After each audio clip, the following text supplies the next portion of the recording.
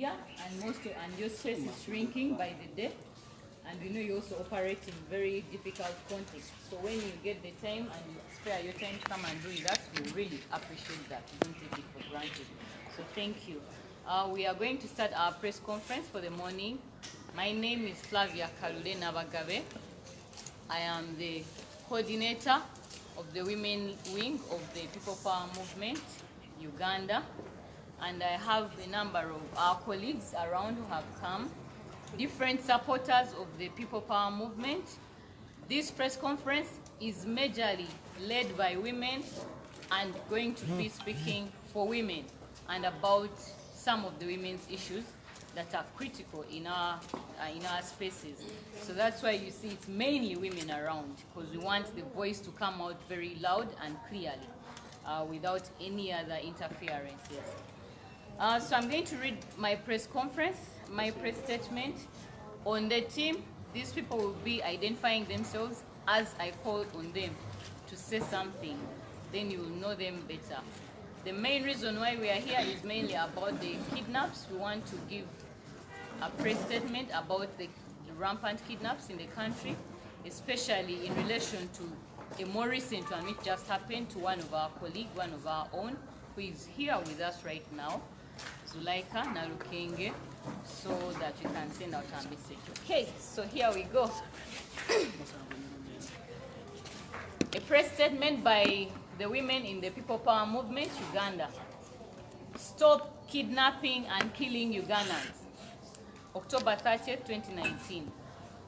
On Thursday, October 24th, 2019, Zulaikha Nalukenge Sechito Kasuja, my comrade here, a People Power mobilizer and activist, was kidnapped by unknown people at around 7 p.m.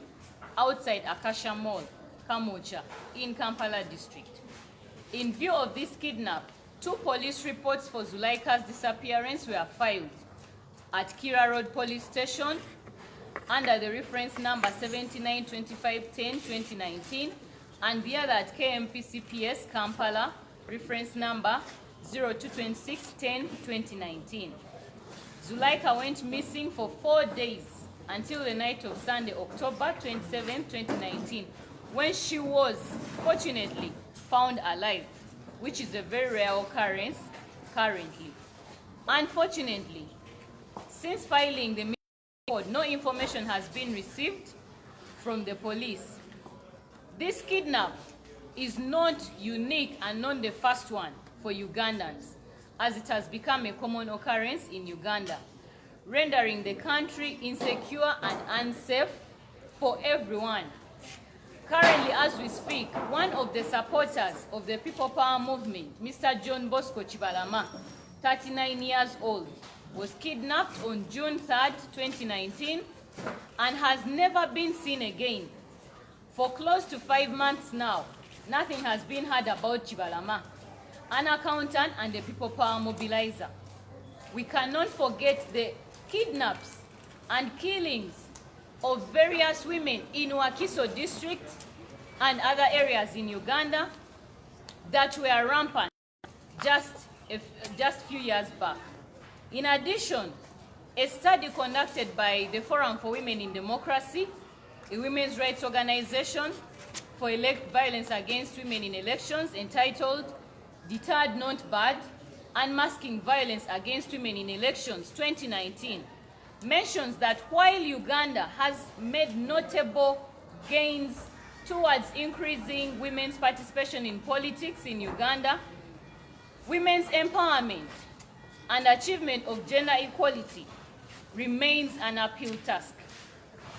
Violence against women and girls, who make up just over half of Uganda's population, risks derailing Uganda's future growth prospects and inhibits the attainment of Sustainable Development Goal number 5, which seeks to achieve gender equality and empower all women and girls. One of the key targets under SDG 5 is to ensure women's full and effective participation and equal opportunities for leadership at all levels of decision-making in political, economic, and public life.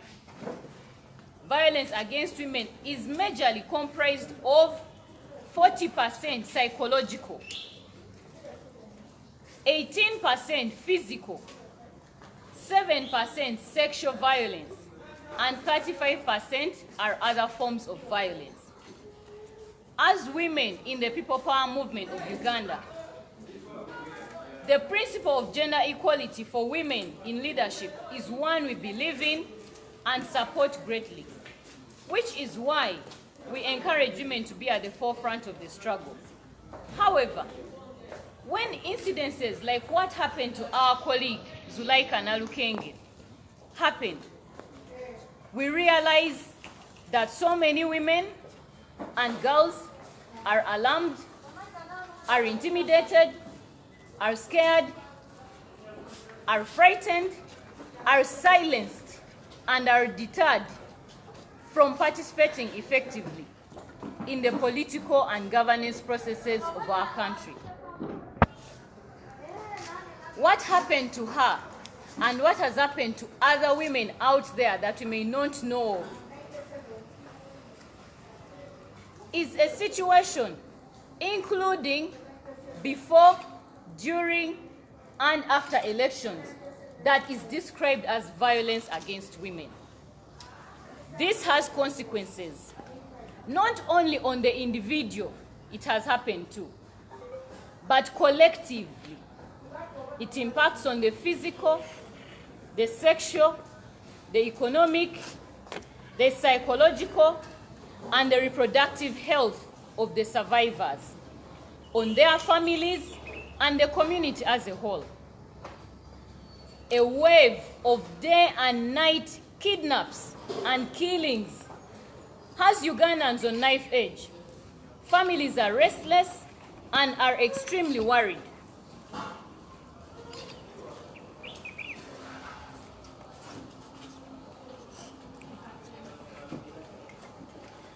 Tranquility and peace has been shattered by missing relatives snatched off streets by unknown assailants, who sometimes are found dead. Unfortunately, justice is not served for families of missing and dead persons, as well as no conclusive reports have been made by the Uganda Police Force, which is charged with protection of lives and property of Ugandans. As the women of Uganda, and as women in this struggle of the People Power Movement, we condemn in the strongest terms possible the kidnappings, the torture, and the killings of Ugandans, especially women, by unknown assailants and different security agencies. We demand that, one, the Uganda Police Force expedites investigations on what happened to our colleagues Zulaikha Nalukenge and Chibalama John Bosco. We also demand, secondly, that the Uganda Police Force makes and gives a conclusive report on these two individuals. Thirdly, we demand that the Uganda Police Force presents the perpetrators of these monstrous activities to court, to be brought to book, and provide space for justice to prevail. And finally, we encourage all women out there, young and old, who are facing violence in all its forms, physical, sexual, economic, emotional, and psychological, to break the silence and not suffer silently. Speak out. Share your stories. Share with someone. Don't suffer silently. As women of Uganda, and as women in the People Power Movement of Uganda, we commit to remaining vigilant on matters affecting citizens of Uganda, especially women and girls. We shall as well continue to sensitize the public on violence against women in all its forms, particularly in political spaces and activism, and encourage all the victims to break the chain of silence. Speak out. Enough is enough for God and my country. People power? Our power. Thank you very much. Ngena kuddamu mu Luganda katono nnyo. Kale ngenda kuddamu press statement yonna mu Luganda. Olumala mpe omukisa abantu abalala babeeko ne kye boogera. Eno press statement ekoleddwa era egenda kusomebwa abakyala abali mu mugendo gwa People Power Movement eya Uganda mu kisinde kino. Twagala okuvumirira ekibba bantu, ekiwamba bantu n'okutta bannayuganda. Ku lunaku lw'okuna omwezi guno gwe tulimu ng'ennaku z'omwezi 24 omwaka guno, muganda waffe Zulaikha Nalukenge Sekitto Kasujja, omu ku bamobilizer ba People Power ate omu ku bantu abalwanira eddembe mu People Power, yawambibwa abantu abatamanyiddwa kusaawa ng'emu ez'akawungeezi ng'ali wabweru ku mool emu emanyiddwa nga Akasha Mall wali ekamookya mu Kampala wano. Okuwambibwa kuno police reports 2 zaakolebwa. Waliwo emu yakolebwa nga baloopa ku Kira Road Police Station ne reference number tugirina eri 7925 lunaku lwa 25 omwezi gw'okumi 2019. Endala yakolebwa ku Kampala Metropolitan CPS wali e Kampala ku CPS ne reference number 02-26-10-2019. Zulaikha yabuzibwawo era yatubulako ne tusigala nga tumunoonya ennaku 4 namba okutuusa olunaku ennaku z'omwezi 27 ku Sande eno eyakagwa lwe yasangibwa, ng'era nga twebaza Mukama nti twamusanga mulamu. Ekitali ku bannaffe abamu betuze tulaba, betusanga nga just mulambo bagusudde ku kkubo. Mukama tukimwebaliza kubanga Zulaikha akyali naffe. Ekisinga okwennyamiza ti okuva lwe twafayiringa reports zino 2 ku poliisi tetwafunako yadde ne information n'emu, si famire ye, si ffe abakulembeze ab'ekisinde kya People Power Zulaikha mwali, tewali police report n'emu yatuweebwa oba information yonna ku musango guno. Ate nga tukimanyi nti Zulaikha si yasoose okuwambibwa mu Uganda, si yasoose, bangi abalala tuzze tubalaba. Era kino kitufuulidde ddala Uganda ensi etasobola kutukuuma bulungi, kukuuma abantu, era buli omu ali ku bunkenke kubanga buli omu alowooza tali bulungi. We twogerera kati omu ku bakunzi ba People Power abamobilizer ab'amaanyi ddala mu People Power, omukulu John Bosco Kibalama, emyaka 39, yawambibwa ng'ennaku z'omwezi 3 omwezi gwa June 2019 omwaka guno gwennyini. Naye okuva olwo paka kati Kibalama talabibwangako, ate tewali muntu n'omu alina amawulire gamukwatako, ne poliisi tennavaayo kutubuulira nsonga zikwatagana ku munnaffe ono. Tetusobola kwerabira abawala abangi abawambibwanga mu bitundu ebyetoolodde mu Wakiso wano ne battibwa, ate nga abasinga bakozeseddwa, bakwatiddwa ne balyoka babatta. Ne mu bitundu ebirala mu Uganda yonna abawala abo n'abakyala abajja nga bakwatibwa, ate nga abasinga battibwa. Abo nabo poliisi ya Uganda teyavaayo kutubuulira ddala ensonga eyo yava ku ki, era abawala abo n'abakyala abo kyekyabatuukako ddala mu lujjudde, ng'ovuddeko okutugamba nti mwalimu ensonga za witchcraft ez'obulugu. Tetunnavaayo kufuna report kuva mu Uganda police. So tukimanyi nti ebitongole ebimu ebirwanira eddembe ly'abakyala naddala ekitongole kya Forum for Women in Democracy FODE kirina report gye kyafulumya omwaka guno mu February ewa ensonga ezimu ezikugira abakyala okwenyigira mu byobukulembeze naddala ku butabanguko obubeerawo mu bakyala naddala mu biseera ebyokulonda violence against women in elections.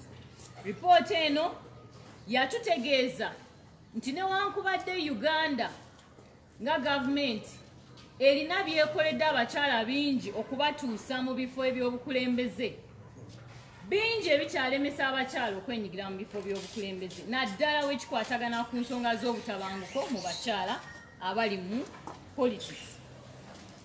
Kino kikontanira ddala ne Sustainable Development Goal ezimu ku goal zaffe simanyi ngeri gyakyogera mu Uganda. Sustainable Development Goals zaffe naddala goal number 5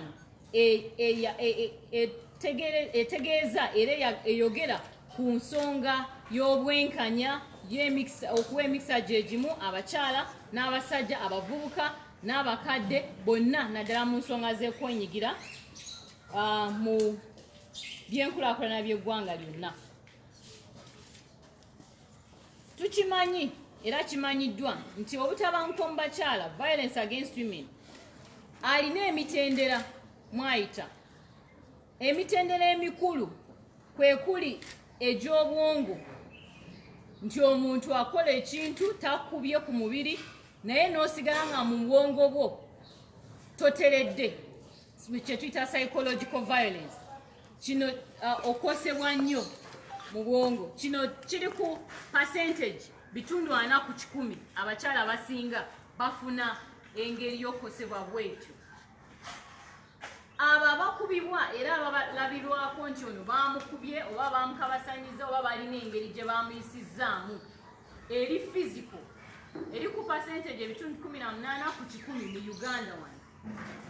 Abo abakabasanyizibwa mu nsonga z'omukwano sexual violence abo bakonye ku bbeere abadde oyitawo ne bakoona akabina abadde oyitawo ne bakusiiya abadde oyitawo ne bakugamba nga we wakula nga maama wo ebyo ensonga bweziti abasajja ze bateera okukola ku bakyala oba n'okukwatibwa oba okudifayilingibwa abo abakyala weebati bali ku bitundu 7 ku 100 abayita mu mbeera ezo n'endala omuli economic n'ebirala ziri ku bitundu 35 ku 100.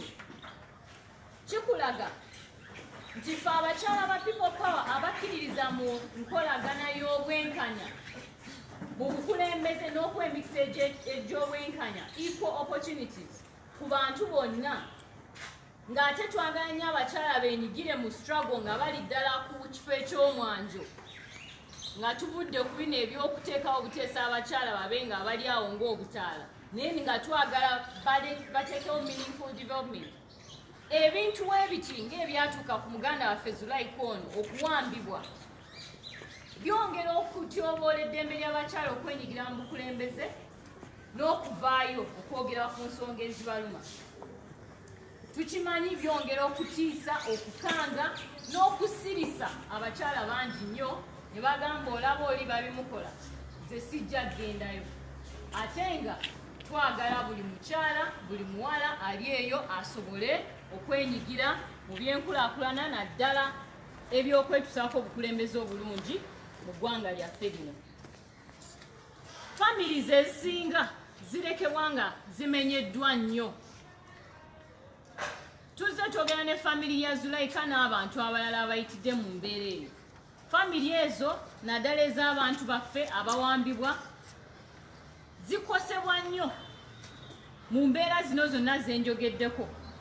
Ate nga tukimanyi omuntu awambibwa tekikosa ye yekka awambiddwa oba attiddwa, kikosa family ne kikosa ab'emikwano ne kikosa ebyenfuna byaffe ng'eggwanga ne kikosa obulamu bw'omuntu oyo naddala ku nsonga za reproductive health ez'abakyala ne kikosa ne community n'eggwanga lyonna kubanga buli omu aba alina engeri gy'agenda okuganyulwamu ng'omuntu oyo mulamu nga tali tortured mentally. Kino kirabiddwako nnyo nti mu Uganda kati wetwogerera tewali muntu ali safe kubanga abantu bawambibwa emisana bawambibwa n'ekiro. So tosobola gamba nti kanyangwe mangu nyinyuke ng'enkoko nyingiro ewange ng'obudde bukyalaba. Baa n'emisana ttuku tulabibwa abantu nga bawambibwa. Zulaikha tebamuwamba ng'obudde buzibye nnyo saawa emu ez'akawungeezi obudde buba bukyali nga tebunnagenda nnyo naye ze saa ze bamuwambiramu. N'ekibalama gwe bawamba ku lunaku olwo ng'obudde bukyalaba ne balekawo buli kimu ekye n'emmotoka ye omukyala yavuga n'emmotoka n'agizaayo eka naye n'atwalibwa paka kati tetumanyi gyali. So tekikyasobola kugamba bakazi nti muyingire mangu oba abasajja muyingire mangu kubanga bwe kijja tekimanya ssaawa ate tekimanya muntu. N'olwekyo ffe ng'abakyala mu Uganda era ng'abakyala abali mu kisinde kya people power mu Uganda wano tuvumirira nese kuvumirira yenna ekiwamba ky'abantu abantu okuwambibwa. Tuvumirira abantu abawambiddwa okutulugunyizibwa mu mbeera yonna ebaleka nga tebali kyekimu. Tuvumirira abantu okuttibwa mu Uganda ate poliisi nevaayo nga tetubuulidde ddala ki ekyatuukawo nga ripooti tezivuddeyo. Abantu abatategeereddwa ate nga abamu tubamanyi bali mu security agencies. Kiki kye tusaba gavumenti era kye tuteeka gavumenti ku nninga etukolere ng'abakyala mu people power? Ebintu biri bina ku nsonga eno. Ekisookera ddala twagala poliisi yaffe ya Uganda ekubirire era eyanguire ddala okutuwa ripooti okunoonyereza ku nsonga ezaatuuka ku muganda waffe Zulaikha ne Kibalama. Baveeyo batuwe ripooti. Kyekyokubiri, ripooti etutegeeza balina opportunities, balina emisa gyonna, balina buli kimu ekisobola okubasobozesa okukola investigations. Ekifo kwa Kasha muganda waffe we bamuwambira wajjudde kamera, awo wonna waliwo CCTV cameras. Bagende bazikozese bongere okwekenneenya okulaba kiddala ekyatuukawo n'abantu abo basobole okubajjayo mu lujjudde. Abantu abakola ebikolwa bino babajjeyo babakube mu kooti z'amateeka tulabe nga waakiri etteeka likola kyeriteekeddwa okukola. Ate ekirala, buli mukyala ali eyo nga wayitako mu mbeera eno oba ng'oyita mu mbeera ey'okutulugunyizibwa ey'ogutabanguko, violence against women, ey'okukabasanyizibwa, ng'osirise tofunanga amaanyi gavaayo kwogera. Twagala olunaku lwaleero okuzzaamu amaanyi n'okukutegeeza titoli weka, tosirika, vaayo oyogere ku nsonga zino tulabe engeri gye tusobola okwegatta wamu ffe ng'abakyala mu Uganda, si ba people power bokka wabula ne mu bitongole ebirala, tulabe nga tukendeeza obulumi bw'oyitamu. So nga maliriza, ffe ng'abakyala ba people power tubasuubiza bannayuganda era nga twekomitinga nti tujja kwongera okutunuulira n'okugoberera ensonga zonna eziruma abakyala mu Uganda okusingira ddala. Naye n'abantu ffenna kubanga kimanyi tetuli ffekka mu struggle eno, tulina ne baganda baffe abasajja nabo tujja kwongera okwekenneenya n'amaloboozi gaffe gatumbula okulaba nga obulumi buno tebusiriikirirwa wabula buvaayo ensi yonna n'ebutegeera ate ne tulanga tutemera makubo empenda ezisobola otutuusa gye twagala. Kubanga twagala nnyo abakyala batwegatteko mu bukulembeze ate baveeyo okwesimbawo n'okwogera ku nsonga ezituluma ffe nga mu Uganda. So let us break the silence tuveeyo twogerere wamu. Tugamba nti ekimala kimala, temugenda kwongera kubba baganda baffe, kubawamba na kubakozesa bikolobero by'emukola eyo na kubatta na kubatocharinga ate olumala ne mubalekaawo mutyo nga bali damaged. So ffenna tuvuddeyo olunaku lwaleero okugatta amaloboozi gaffe tuvumirire ekikolwa ekyokuwambibwa n'ekyokutta bannayuganda. People power, our power. Our power, People power. Thank you very much. So at this time, I'm going to give the opportunity to my comrade and our friend, our sister, Zulaikha Nalukenge Kasujja Sekito, abannyonnyole mu bigambo bye okusinziira w'anaabawulira n'amaanyi g'anaaba afunye kiki ddala ekyamutuukako.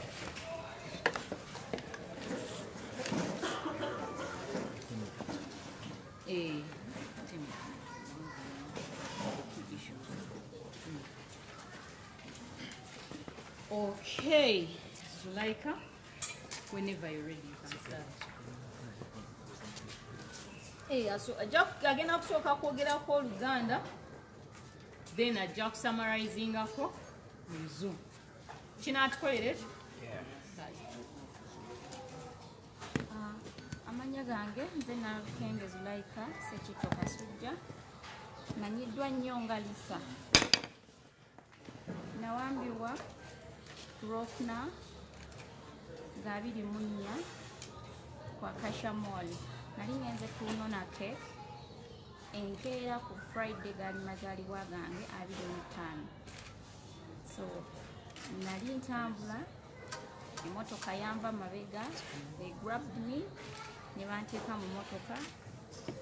I think they told me kwanga banteekako akatambaala ku nnyindo. So saddamu kutegeera era simanyi naweekinga ddi, but when nazuukuka nasanga mu rumu mwe nali ndi someone yali avaawo buvi naye nga kyeneetegerezaako yali akutte syringe eno empiso. Yes, so nagenda. I was trying to recover. Room yali so dark nga saasobola kwetegereza ani yali awo, but nawulira amaloboozi kuba yalina omuntu gwayogerezeganya naye. So ne bamala ne bagenda.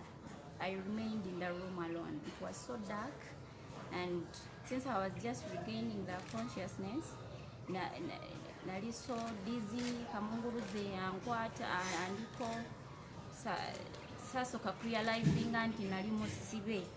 But we again nzigwako nesanga I want to sit, I couldn't. So I realized nali nebaseewo ku floor nga nebasiza olubuto, and my hands were tied. Bali bagisibidde emabega bwenti.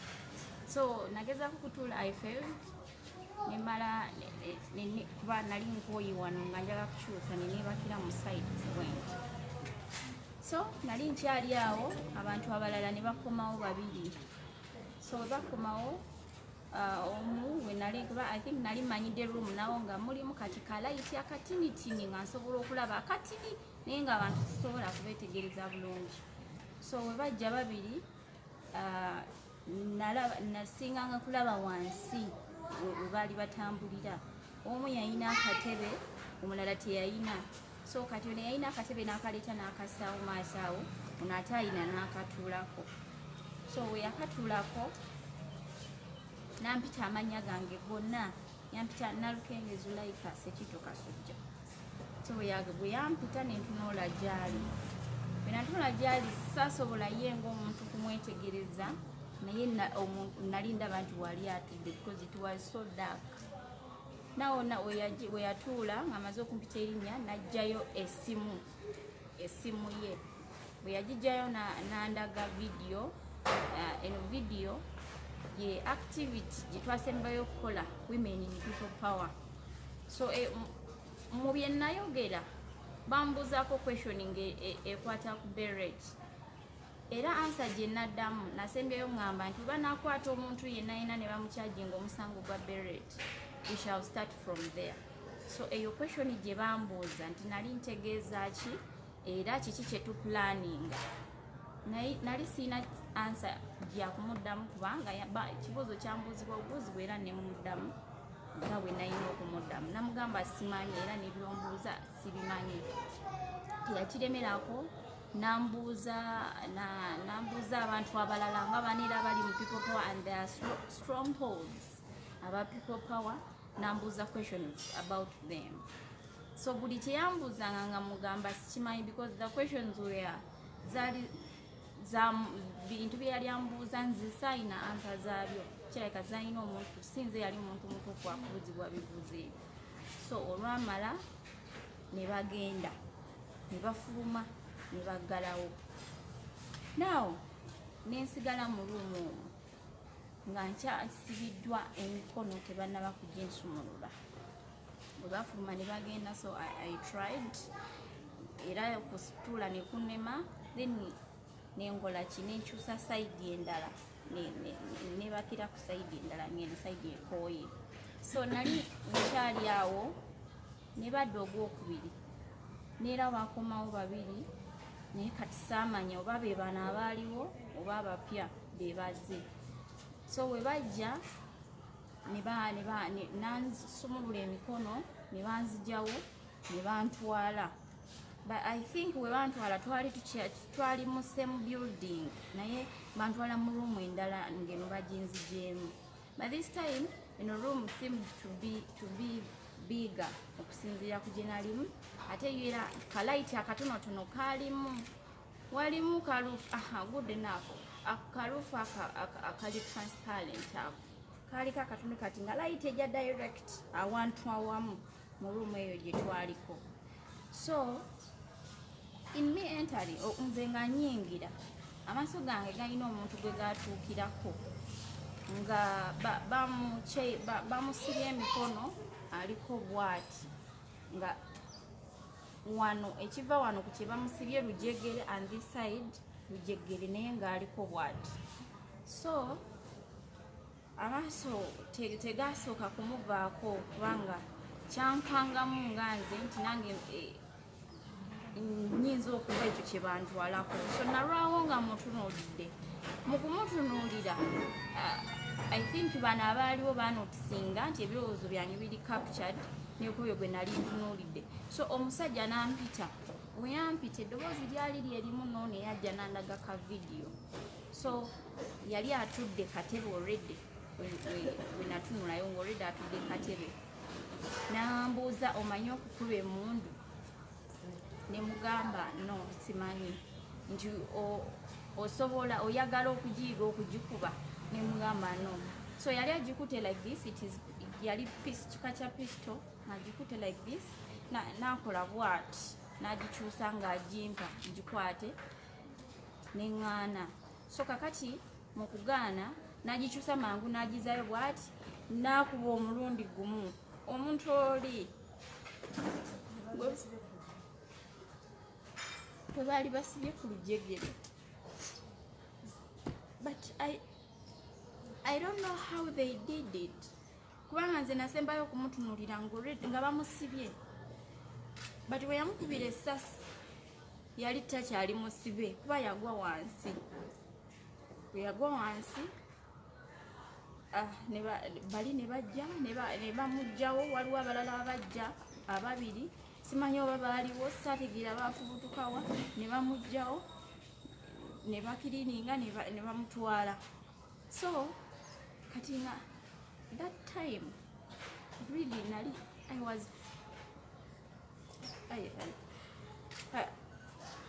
I freezed, you know. I couldn't help the person, I couldn't shout. I don't know, maybe I lost my mind at that time. So this guy calls me again on Eyali atudde katebe eyabadde akubye essasi naddamu nampita nenziramu nenfokasinga ku ye. So mu kutunulayo nendaba omuntu omulala eyali atudde esayidi endala nga yatudde ono omulala atudde wali kati nga mu maaso ge waliwo kamera naye ng'entebe gyatuddeko asimbyewo emmundu zino empanvu ezibeera n'ekiti eno gyesembera nga agisimbyewo bwati. Kirabika yali akontrolinga kamera eyo yamuli mu maaso. So this guy ono eyambuuza ebibuuzo naddamu nambuuza ebibuuzo byebimu byeyambuuza nga azze mu ruumu eri gye nali. Ka vidiyo naddamu n'akapuleyinga n'angamba kiki kye muteekateeka ne mugamba simanyi. Obwo obudde oba baali babuuza kiki simanyi kubanga nali embeera gye nalimu obudde yambuuza era questions kuba n'abantu abana be yambuuzaako aba people power still namuddamu simanyi nga bye namugamba eri kubeera bye yambuuza nali siina answers zaabyo. Then nakola ki ndowooza n'alaba nga simuwa answers zayagala, he ordered ne banzigyamu engoye zange zonna sinasigaza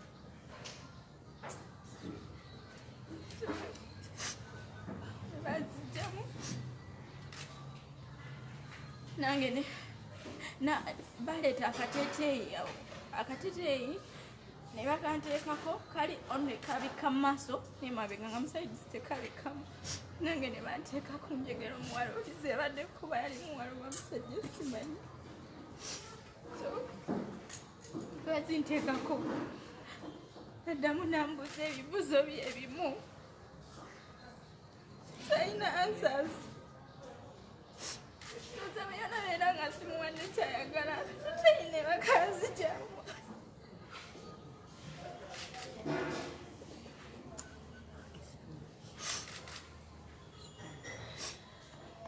bakanzijamu yakozesa essimu yennyini gye yali alina nankuba ebifaananyi I think ndowooza ne kamera gye baali balinaawo era ne bankuba ebifaananyi naŋŋamba nti okimanyi nti bino ebifaananyi tusobola okubiteekayo ku social media ewantu yonna yonna yonna obanga tugambye bye twagala kumanya nze ndabika kati awo nali mpunze n'ebyokwogera nali simanyi so sirina answers namuddamu kubanga nali sizimanyi olwamala ne bakola ki ne banzigyawo ne banzigyako ku njegere ne banzizaayo naye bambika akagundi ku mutwe ne banzizaayo mu kalumu ke nalimu kati mu kalumu ako ke nalimu we banzizaayo mwalimu ekibenseni nga kiwanvuko nga kisobola okugendamu amazzi amangi so we banzizaamu omwo batandika drowning ne banteekamu we batya omutwe nga banteekamu a long time nga nziira 4 times but the 4th time I couldn't help myself amazzi naganywa budde nafundowooza ne banyamba ne bakomako ogwo omulundi ogwokuna ne bamala we baali bagenda ne bantuuza mu mazzi omwo nga basibye emikono simanyi oba nasulamu oba nasiiba because I couldn't tell nti oba misana oba kiro the room was too dark then ne bagenda so we bakomawo omulundi omulala ne banzigyamu era omusajja n'akomawo omulundi ogwasembayo nambuuza kakati oli ready okunziramu answers ebibuuzo bedda byenkubuuza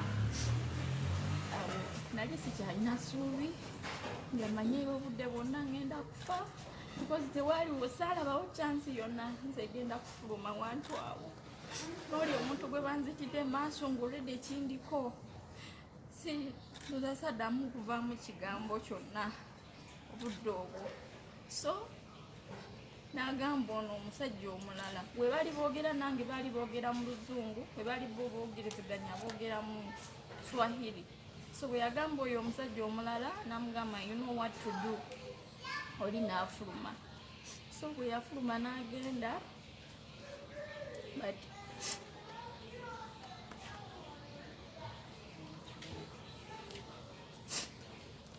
tewayitawo bbanga ddene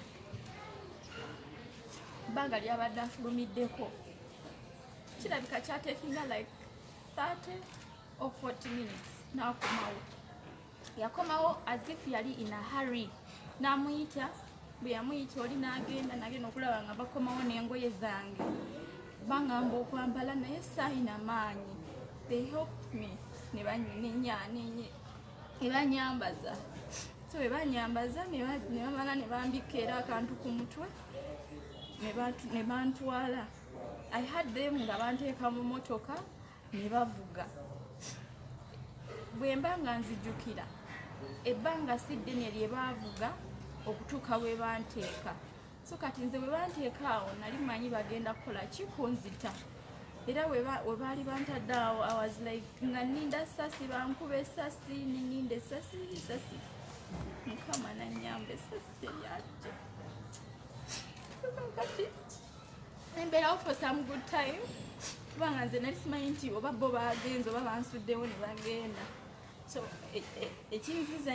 ekintegeeza nti balayika bansuddewo waliwo I think baali bavubuka nga bayitawo batambula bagenda so nebagamba ono omwenge gwe yanywedde so bwe nawulira ekigambo ekyo nendowooza kirabika nkola ki ndi mulamu ate ndi mu bantu so nembanga azukusa okuva mu tulo nenkola ki nentuula emikono tegyalina misibe you can imagine is already nali sinebyo sikyabisuubira nenejjako ekintu ku mutwe naye nadduka awo I was like a mad person samanyi wawe nali simanyi direction yakutekinga but yona direction gye natekinga it led me to Kalere so when I realizing nti kati wendi manyiwo nengenda nembaako wenyingira nembasaba ku simu I made a call eyo simu gye nakuba yakubira abantu bonna they came to my rescue.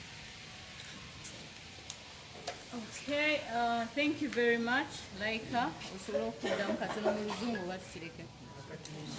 tukireke kubanga abadde akigatta naye sigenda kutwala bibuuzo bya Zulaikha mbeegayiridde sigenda kutwala bibuuzo bya Zulaikha ebibuuzo bye mwagala okumubuuza ebimu mubimbuuze wemba nsobola obiddamu nja kubiddamu naye ye temugenda mubuuza bibuuzo mbasaba muleke embeera gyali mugiraba kyetudda abantu abakola ki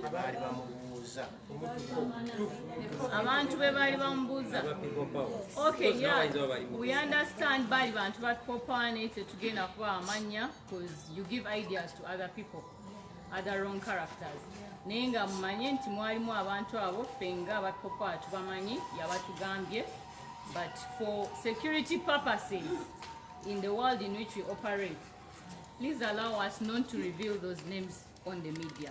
Thank you very much.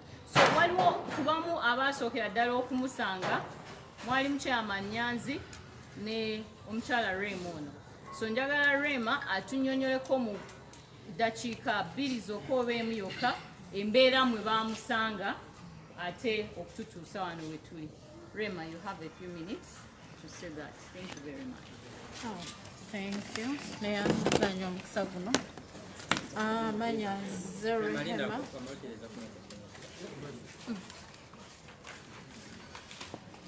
Amanya Zulaikha Juma.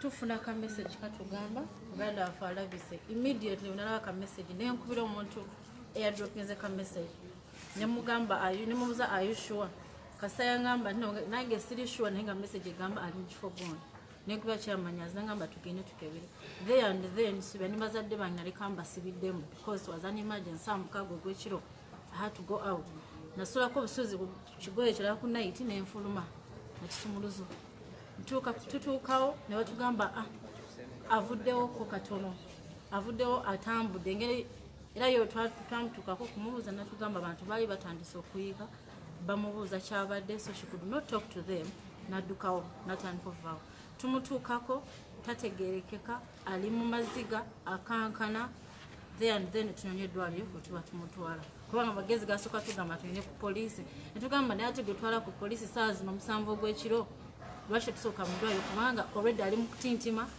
tategerekeka amaanyi talina tumusupportinga busupportings so netutuuka mu ddwaliro yeyo gye twasobola okusiba ze namusulako naye nga n'okwebaka tasobola abanga azibiza naye nojjako ettaala agugumuka naleekaana as if someone is chasing her oba ng'alinga ng'alina kyalaba eddirisa ne limala likubako bati ngadde engula nze nasula ntudde butuuzi nga mukoma paka bakama bange abalala beebaza okudduka mangu okujja bebasobola okimaliriza. Thank you very much Rema ono mbeereddewo nnyo era tumwebaza so tugenda tubuzaayo just 2 speakers and then we conclude. So Shamim jango tuwe ango from the legal okay Rashida Kasoke and then tutune dobozi lya lawyer waffe awo tukiwunzike.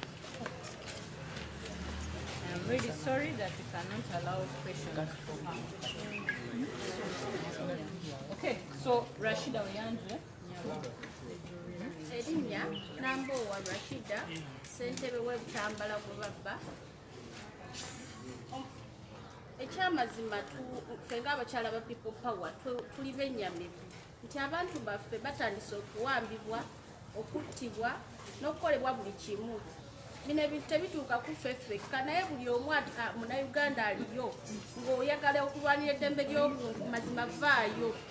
Tetuli nti nno twerwanako tulwanirira oba tulwanyisa nkola mbi naye ekyamazima abatusuubiza okutukuuma n'ebintu byaffe be batandise okutuwamba n'okututta. Bw'otuulira omwana ono omuto Zulaikha nga bamuyisa mu mbeera etali nnungi tekikugaana nakaaba amaziga gatuyisemu nga twa omwana omuto bamutulugunya nga abatulugunya ensolo y'okutale ne mumukwata ne mumunyika mu mazzi. Ekyamazima bino ebintu si birungi, mutuyisizza bubi naye tubagamba ekimala kimala kubanga mutuyisiza mu mbeera etali nnungi ebbanga lyonna. Kati bannange bannayuganda mbakubiriza ati muveeyo mwerwaneko. Bano abantu tebagenda tukuuma, tebagenda tulwanira, bagenda kututta batumaleko. Buli avaayo okwogera ebigambo bo bye bataagala kuwulira nga bamukakkanako nga bamutulugunya. Imagine bamubuuza ku vidiyo yennyini gye yakola nga tuli wano ne bamugamba lwaki wayogera bw'otyo, ki kye muzzaako, baani bano b'okola ki, be mwali nabo era mupulaninga ki ekyokuzzaako. Ffe tetusobola kutuula ku myaka gyaffe egy'obuto ng'egy'abakitaffe baagituulako ne bakadde baffe bagituddeko naffe egyaffe bagituddeko kati tuli mu myaka n'envi zimeze naye ate naffe bagamba nti naffe balina okutukulembera bakole ki, tugamba ekimala kimala. President Museveni awummule, ebbanga lyatukulemberedde limala. Okay, thank you very much, Zulaikha. Asembayo lawyer waffe. Sorry, Rashida. Sorry about that. Kayogere, and then we can take any questions that are there and we conclude. I am Shamin Malende, People Power lawyer. In situations like this, we have to rely on the law. Under the Constitution of the Republic of Uganda and the laws that govern us, the state is mandated to protect its citizens and their properties. So when such situations arise, situations of kidnapping our own and our fellow Ugandans or citizens, as lawyers, what we do, we have to report these cases to police, and then we expect the police and other security agencies to liaise together to ensure that they look for this person that has been kidnapped, that has disappeared. When the police and the security agencies fail to do their job, as lawyers we petition court, we call it a habeas corpus application, whereby we get orders from court compelling any person, authority, government agency, security organization, or whoever may actually be illegally detaining this person to release that person immediately. But as you all know, we have lacunas in the law. That is why sometimes you go to court and you get an order, but you still cannot help your colleague. So members of parliament, we vote you into those offices, you know what to do. Address these lacunas in the law so that our people can be protected. What are you doing next? In the legal perspective, what are you doing next? Yes? What are you doing next in the legal perspective? Amanya gange nze Shamin Malende, ndi lawyer wa People Power. Mu ssemateeka wa Uganda n'amateeka agatufuga, gavumenti erina okubeera nga ekuuma bannayuganda n'ebintu byabwe. Singa embeera ezifaanana zino ng'etuuse ku munnaffe Zulaikha zibaawo nga okubeera nti abantu bawambibwa, okubuzibwawo, kye tulina okusooka okukola, tulina okuripootinga emisango gino ku poliisi oba disappearance zino ku poliisi. Tusuubira okuba nti okusinziira ku mateeka poliisi ne security agencies endala bakwatagana ne babeera nga bakola omulimu ogw'amaanyi okunoonya abantu bano.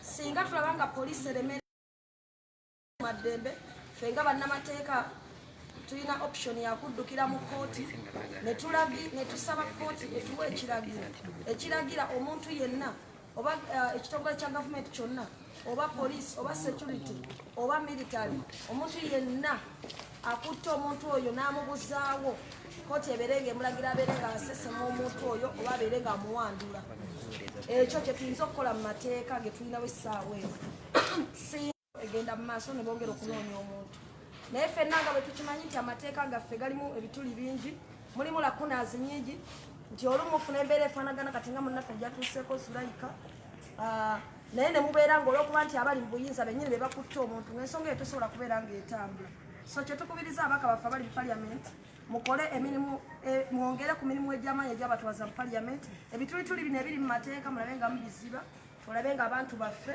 tubeera nga tubataasa. Okay, mwebali nnyo mwebalire ddala. That is it from us. In case there are any questions that you can direct to us, except Zulaikha, Basara, this is your time. One, two, yes, on the topic. On the topic. Okay. Yes, sir. Derek, I would like to know whether you've ascertained the people who actually kidnapped her. What have you done? I know there was public uproar when she disappeared. There were quite many Facebook posts and all that. Did you file any case in police? And since her appearance, has she recorded a statement at police? And what does police say about all this? But in going forward, maybe from the legal department, what do you do? Take this forward.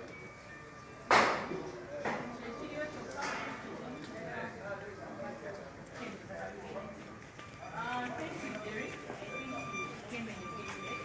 In my statement, I read that when she was kidnapped on Sunday, 2 police reports were filed, the missing person. I'm going to share with you our press statement, which has the particulars, including we filed one at Kampala Metropolitan Station, CPS, with the reference number that is there to easily aid the police to investigate better or to give us a reference and a report better. We also filed one at Kira Road Police Station, so 2 were filed for her disappearance and her kidnapping. What has she reported to police after reappearing? Well, she reappeared in a very devastating state, one that was challenging, and she couldn't go straight to the police because she was already scared for her life. So she hasn't yet, but we expect that the police is the one supposed to investigate and give us all the information. So now that she has appeared, maybe the police will do their work. They can get in touch with her if they want to fill up some of the missing information. But for us, what we are demanding from the police is for them to expedite their investigations on what really happened to her and to make sure that they give us a report, a conclusive report on the situation. That's all I can say. Okay, a follow-up maybe to that. As people power, how do you guarantee her safety that she was kidnapped by unknown people and now she's out here in the media? Yeah. Is she safe? Derek, we are all citizens of Uganda here, and we know that the people that are supposed to guarantee our safety are the police. So we are not going to go in hiding, all of us, simply because something has happened to us. The police has all the mandate and all the capacity to safeguard someone. The good thing is that she's out. If she is out, let them find ways of safeguarding her, because for us we don't have police. But what we can say is we cannot keep quiet over what happened to her. So Boba tandikirao okolo bwabwe nga naffe tukoze ogwaffe. Yeah, but we just pray that such instances don't happen to any other person. Yeah. Finally, ekibuuzo kye ndowooza then we wrap it up and go. Thank you very much. Nga bannamateeka essaawa eno kye tugezaako okukola tugezaako okulaba nga tukwatagana ne tutuukira poliisi emisango gino gye gyaloopebwa. Tugezaako okunoonyereza lwaki poliisi okuva emisango gino we gyalipooti nga terina kyekozeewo tugezaako okufollowinga status of investigations n'okulaba nga tugezaako okuŋŋaanya abajulizi abayinza okuyambako mu kutegeeza poliisi biki ebyaliwo awo wennyini Zulaikha munnaffe we yawambibwa abaaliko mu supermarket we yagenza okugulira ebintu n'abaali beetooloddeawo so ensonga eyo kwakashiya so ensonga eyo tugikwasaganya tusuubira era nga munnaffe bwabategeeza kuba nti poliisi n'ebitongole by'eddembe bikola omulimu gwabyo pozi ensonga endala tugezaako okukwatagana ne munnaffe Zulaikha okulaba ng'asookadde mu mbeera aleme kubeera ng'areportingira ku police statement ng'akyali mu mbeera devastated so ensonga ezo zonna tuzikwataganya naye nga naffe tukola nnyo mukubire nga ligo ttiimu okulaba nga amazima n'obwenkanya bituukibwako. So mwebale nnyo mwebalire ddala with those questions. I think I am not, someone was asking me to give an update on Makerere. I think I'm not going to go into details of Makerere kuba ffenna tulaba embeera eriyo ffenna kuko twagala kimu bannamakerere balina eddembe lyabwe okwekalakaasa okusinziira ku bibanyiga. So let the institutions in charge take their course. Ekyo sigenda kyogerako era sijja kiwangira. Tubeebaza okutubeererawo, tubeebaza okwebeereramu nammwe, tubeebaza n'okutumbuza amaloboozi gaffe okugateeka yonna gye tutatuuse. Naye nga tubasaba nti mu stories zammwe obwenkanya tusobole okulaba nga tubufuna okuviira ddala mu bitongole ebivunaanyizibwa mu nsonga zino. N'ekibalama asobole okulabibwa. Ate tusaba Mukama nti tusobole omulaba omusanga nga mulamu. Mwebale nnyo Mukama bankume. Olutalo nga luwedde tuliyambale ngule tuliyambale ngule tuliyambale ngule olutalo nga luwedde tuliyambale ngule tulivimba mu Uganda tuliyambala tuliyambala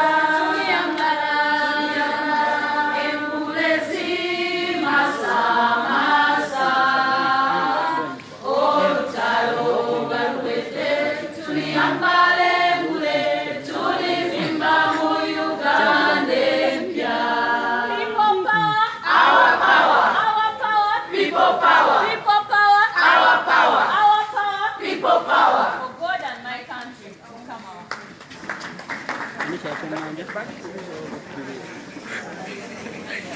to